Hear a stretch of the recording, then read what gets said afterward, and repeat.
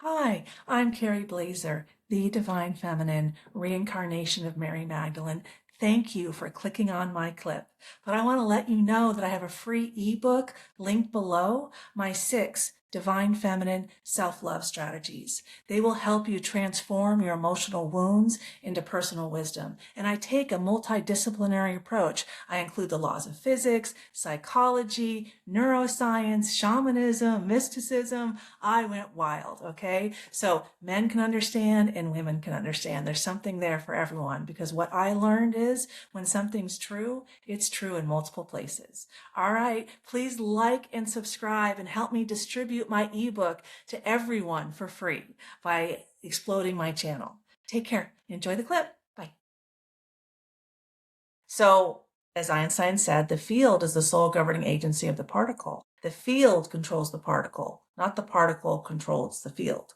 And I'm going to bring up Dr. Bruce Lipton now, who is like the godfather of the field of epigenetics, epi meaning before genetics. So what happens before genetics? Again, the field is the sole governing agency of the particle.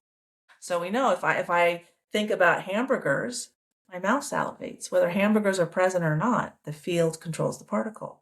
If I, fantasize about a guy and he's not here and I get sexually turned on, that's the field controlling the particle.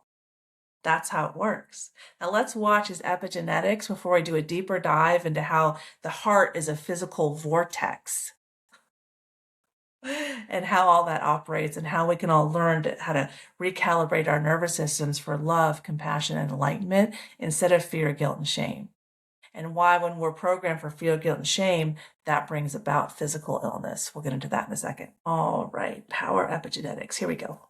Right, there's a science called epigenetics showing us how the field is the sole governing agency of the particle, the energy field. In a moment, I'm going to bring up a video about how the heart is a physical vortex. And we're going to lean on a famous quote from Tesla. If you want to understand the secrets of the universe, think in terms of energy, frequency, and vibration. And after that video, we'll get into how the heart is formed in a fetus. We can see that blood flows before the heart is even formed. So how can the heart be an actual pump? Interesting questions. But let me get over some basics before we get into these videos. So our souls communicate out through our hearts, a heart and soul. And the nervous system in our hearts is far more complex than our brains. And our hearts send about 90% more signals to our brains than the other way around. So if in our soul there's fear, then the fear goes into the heart, communicates to the brain releases cortisol. Then when we have an overabundance of cortisol in our systems, we crave sugar, because cortisol keeps the sugar levels in our blood really high, preparation for fight or flight.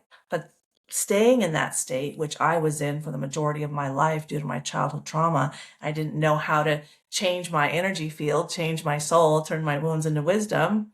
I craved sugar, and I had a sugar addiction.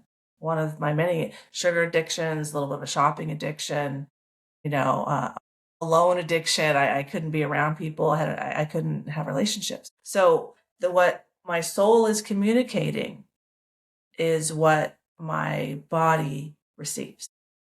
And if my body's receiving an overabundance of cortisol and inflammation due to the cortisol and the sugar, then that drives disease.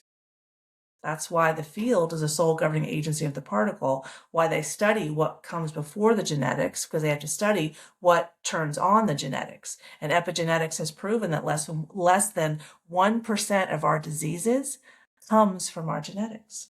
It comes from the field. So how do you change your field?